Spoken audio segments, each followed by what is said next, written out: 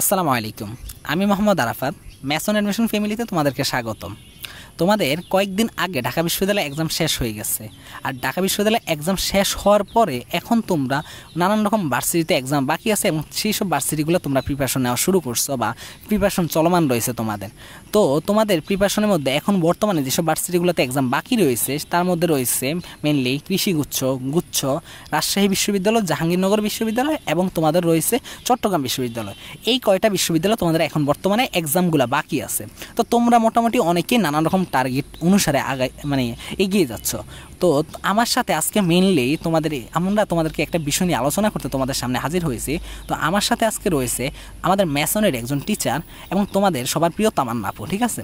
তো তামান্না আপুর আসলে অ্যাডমিশন জার্নিতে কিছু ইন্টারেস্টিং ঘটনা ঘটছে এবং সেই সব বিষয়গুলো নিয়ে আমরা আজকে আলোচনা করব। সবচেয়ে অবাক করা বিষয় যে তামান্না আপু অ্যাডমিশন লাইফে সোহরাওয়ার্দী মেডিকেল রেখে বাকৃবিতে পদার্পণ করছে। সে সোহরাওয়ার্দী মেডিকেল ছেড়ে বাকৃবির এগ্রিকালচার ফ্যাকাল্টিতে পড়তে আসছে। তো আমরা আসলে সেই ব্যাপারটা নিয়ে জানবো যে আসলে কী ঘটছে বা কেন বা এইসব সিদ্ধান্ত নিয়েছে, কী এমন হয়েছে। তো সব ব্যাপার নিয়ে আজকে আমরা আলোচনা করব। তো প্রথমত আমরা তামান্না আপুর কাছ থেকে জানতে চাইবো আসলে তামান্না আপুর অ্যাডমিশন টাইমে কিসের প্রিপারেশন নিয়েছিল আর কোন কোন ভার্সিটিতে কী অবস্থা ছিল তার। এডমিশন টাইমে আমি মূলত ভার্সিটির প্রিপারেশন নিয়েছিলাম। আমার ইচ্ছে ছিল ঢাবিতে একটা টপ কোনো সাবজেক্টে পড়ার। এর পাশাপাশি আমি আরও কয়েকটা ইউনিভার্সিটিতে এক্সাম দিই এবং আলহামদুলিল্লাহ সবগুলোতেই মোটামুটি টপ করি। তারপরে কোনো কারণে ঢাবিতে টপ কোনো সাবজেক্ট পেলাম না। এরপর যখন কৃষিতে পরীক্ষা দিলাম আর বাকৃবিতে টপ একটা পজিশন আসলো, তারপর এই বাকৃবিতে ভর্তি হলাম। এর আগে আমি সোহরাওয়ার্দী মেডিকেলে কিছুদিন অধ্যয়নরত ছিলাম, তারপর সেটা ছেড়ে আমি বাকৃবিতে চলে আসি। তো তামান্না মেনলি আসলে সোহরাওয়ার্দী মেডিকেল ছেড়ে বাকৃবিতে আসার কারণটা কি? আসলে বাকৃবিতে কী এমন আছে বা সোহরাওয়ার্দী মেডিকেলের সাথে বাকৃবির কেন কম্পেয়ার করা হয়েছিল? আসলে মেইনলি আমার অনেক আগে থেকে ইচ্ছা ছিল না যে মেডিকেলে পড়বো আমি। এরপর যখন প্রথম দিকে চান্স পেলাম, পরবর্তীতে আমি আসলে টপ কোনো সাবজেক্ট বা ভার্সিটিতে চান্স পাবো কি পাবো না এর তো কোনো নিশ্চয়তা ছিল না। এই কারণে আমি আগে থেকেই ভর্তি হয়েছিলাম। তারপরে ভর্তি হওয়ার পর আমি অন্যান্য ভার্সিটিগুলো এক্সাম দেওয়ার পরে ঢাবিতে টপ সাবজেক্ট পেলাম না।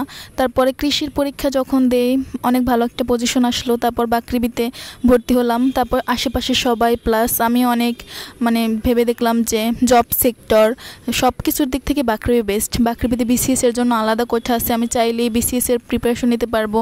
তাছাড়া বিদেশে যাওয়ার ক্ষেত্রে অনেক ভালো একটা অপরচুনিটি আছে। এছাড়া আগে থেকেই শুনতাম যে বাকৃবি ক্যাম্পাসটা আসলেই অনেক জোস। এই সব কিছু মিলিয়ে আসলে বাকৃবিতে আসা আমার। তারপর এশিয়া মহাদেশের দক্ষিণ এশিয়ার একটা অন্যতম কৃষি শিক্ষার প্রতিষ্ঠান হচ্ছে বাকৃবি। তুমি চাইলে গবেষণার দিক থেকেও বাকৃবি বেস্ট। অন্যান্য ওয়ার্ল্ড র্যাঙ্কিং, বিভিন্ন ধরনের র্যাঙ্কিংয়ে বাকৃবি সর্বদাই এগিয়ে থাকে। এ কারণে আসলে আমার বাকৃবিতে আসা। আর এগ্রিকালচার সাবজেক্টটারও অনেক ডিমান্ড বর্তমানে। আশেপাশে আমি যখন চান্স পেয়েছি দেখলাম যে আমার এলাকায় উপজেলা থেকে শুরু করে জেলা সব পর্যায়ে একজন কৃষি কর্মকর্তা, একের অধিক প্লাস কৃষি সম্প্রসারণ কর্মকর্তা, এইসব দেখে আসলে আস্তে আস্তে আমার আগ্রহটা বেড়ে যায়। আর এ কারণেই আমার বাকৃবিতে আসা। আচ্ছা, তোমাদের তামান্না আপু কিন্তু ঢাকা বিশ্ববিদ্যালয়ে টপ না করতে পারলেও একটা সুন্দর একটা সাবজেক্ট নিয়ে পড়ার সৌভাগ্য হয়েছিল। বাট তামান্না আপু ঢাকা বিশ্ববিদ্যালয় এবং সোহরাওয়ার্দী মেডিকেল দুইটাই ত্যাগ করে মেনলি বাকৃবিতে আসছে। তোমাদের এই সময় আসলে অনেকের অনেক মনে নানান রকম সিদ্ধান্ত, আসলে ভাইয়া বাকৃবি বা কেমন বা আপনার কৃষিগুচ্ছতে কী অবস্থা থাকবে, কৃষি নিয়ে অনেক ধরনের প্রশ্ন থাকে। তো এইসব ব্যাপারগুলো আসলে তামান্না আপুর অ্যান্সার থেকে তোমরা অনেকটাই ক্লিয়ার হয়ে যেতে পারবে আশা করি।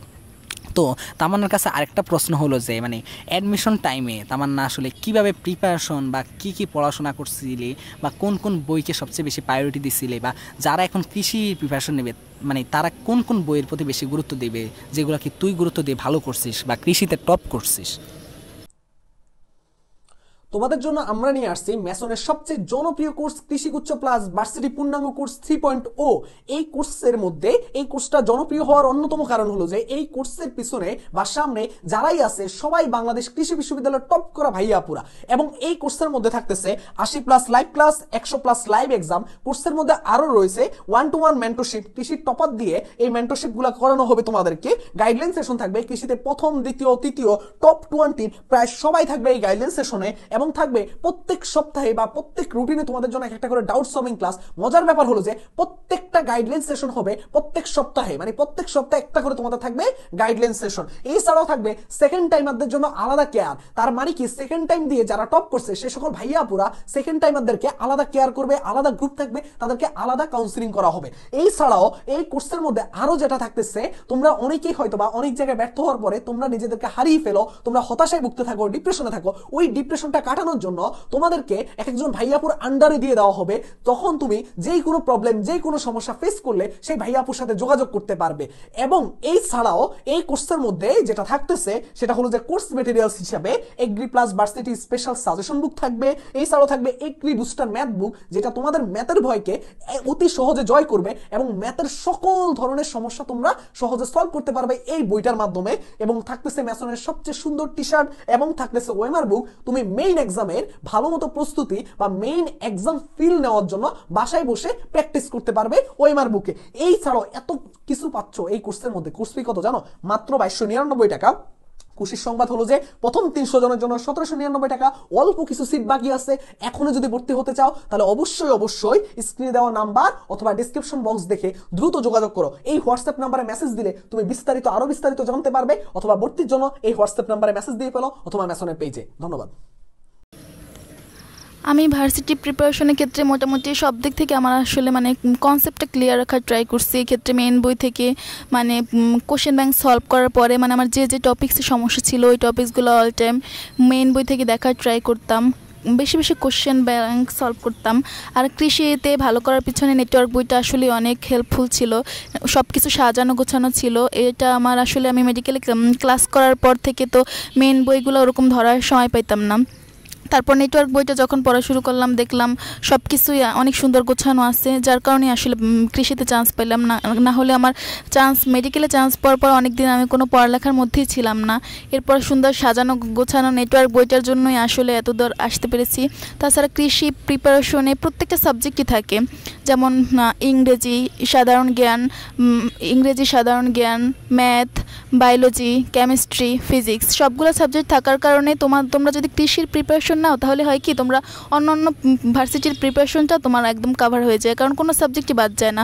অন্য ভার্সিটি যেমন তোমরা গুচ্ছতে পরীক্ষা দিতে গেলে তোমাদের অপশন থাকবে যে কোনো একটা সাবজেক্ট বাদ দিতে পারবা, বা অন্যান্য রাজশাহী বিশ্ববিদ্যালয়, জাহাঙ্গীরনগর এটার যে কোনো ইউনিটে মানে সব সাবজেক্ট থাকে না। কিন্তু তুমি যদি বাকৃবি মানে কৃষির জন্য প্রিপারেশন নাও, এতে করে তোমার সব সাবজেক্টই কভার হয়ে যাবে, যাতে করে তুমি যে কোনো ভার্সিটিতে এক্সাম দিয়ে ভালো করতে পারবা। তাই আমার মানে মতামত থাকবে যারা কৃষিতে মানে টিকসো সিলেকশনে তারা অবশ্যই কৃষির জন্য প্রিপারেশন নিতে পারো, পাশাপাশি গুচ্ছর প্রিপারেশন হয়ে যাবে। আর যারা টিকো নয় তারা খুব ভালোভাবে গুচ্ছর জন্য পড়াশোনা শুরু করো, ইনশাল্লাহ ভালো কিছুই হবে। আচ্ছা, আর মেইন কথা হলো যে তোমাদের তামান্না আপু যে কথাটা বলছিল যে তোমাদেরকে আসলে কৃষির প্রিপারেশনটাকে সবচেয়ে বেশি প্রায়োরিটি দিতে বলছে, কারণ এখন যেই কয়েকটা বিশ্ববিদ্যালয় আছে বর্তমানে সেই সব বিশ্ববিদ্যালয়গুলোর মধ্যে হয়তোবা বর্তমান সময় কৃষি ইউনিভার্সিটিটা সবচেয়ে ডিমান্ডে আছে এবং কৃষি সাবজেক্টটাও সবচেয়ে বেশি মানে ভালো অবস্থায় বর্তমানে রয়েছে। এছাড়াও ওয়ার্ল্ড র্যাঙ্কিংয়ের কথা আপু বলছে, তাছাড়াও তোমাদেরকে তারপর বিদেশে স্কলারশিপের কথা আনছে আপু, তারপরে বিসিএস এর কথা বলছে, মানে সব দিক থেকে এখন কৃষি ইউনিভার্সিটিতে অনেক এগিয়ে আছে। তোমরা যারা মানে এখন প্রিপারেশন নিচ্ছ তারা এত এই সময় হতাশার মধ্যে এত কিছু না টেনশন করে এখন মেনলি কৃষির প্রিপারেশন নিবা। আরেকটা ব্যাপার আছে যে আপু যেই কথাটা বলছে যে তোমাদের আসলে ওই যে সাধারণ জ্ঞানের ব্যাপারটা হয়তো বা মানে কয়েক বছর থেকে কৃষিতে এক্সাম হচ্ছে না সাধারণ জ্ঞানের উপরে, মেইনলি তোমাদের ফিজিক্স, কেমিস্ট্রি, ম্যাথ, বায়োলজি আর ইংলিশের উপরে এক্সাম হবে। আর আপু কিন্তু বারবার বলছে যে একটা কথা, অন্যান্য ইউনিভার্সিটিতে এই সবগুলো সাবজেক্টে যে অ্যান্সার করতে হবে এমন বাধ্যবাধকতা থাকে না, যেটা শুধুমাত্র কৃষি ইউনিভার্সিটিতে থাকে। আর এই কারণে আপু বলতেছে যে তোমাদেরকে কৃষির প্রিপারেশন নেওয়ার জন্য। আর স্টুডেন্টদেরকে নিয়ে আর কিছুকে বলার আছে, এই সময় ওরা অনেক বেশি হতাশার মধ্যে রয়েছে, যদি তাদেরকে 2-1 লাইনের মাধ্যমে ওদেরকে কোনো উপদেশ দিতে চাস তাহলে 2-1 লাইনের মাধ্যমে ওদেরকে একটু শেষ করে দে। আচ্ছা, অনেকেই মানে ঢাকা বিশ্ববিদ্যালয়ে পরীক্ষা হয়েছে, তাছাড়া মেডিকেল অনেকে চান্স পাও নাই, আবার ঢাকা বিশ্ববিদ্যালয়ে আসেন ওর পরীক্ষা দিতে পারো নাই, এ কারণে অনেকে হতাশ হয়ে পড়ছে। আসলে হতাশার কিছুই নাই। এমন হচ্ছে আমার অনেক ফ্রেন্ডরা আছে যে প্রথম দিকে চান্স পায় নাই, কিন্তু লাস্টের দিকে ভার্সিটিতে অনেক ভালো ভালো টপ করছে। এরকম মানে এখন যদি ভেঙে পড়ো তাহলে কিন্তু সামনের এক্সামগুলো অনেক খারাপ হবে। আর ওই মনে করো অনেক স্টুডেন্টরা কিন্তু আগে মানে চান্স পেয়ে চলে গেছে, এখন কিন্তু মানে তোমার একটু কম মানুষের সাথে লড়াই করতে হবে। তুমি যদি এই টাইমে একটু ভালো ভালোভাবে নিজেকে গড়ে তুলতে পারো, তবে লাস্ট টাইমে অনেক ভালো কিছু হওয়ার সম্ভাবনা আছে। ইনশাল্লাহ ভালো কিছুই হবে। ভেঙে পড়ো না, হতাশ হইও না, ভালোভাবে পড়াশোনা করো, ইনশাল্লাহ আল্লাহ তোমার পাশে থাকবে।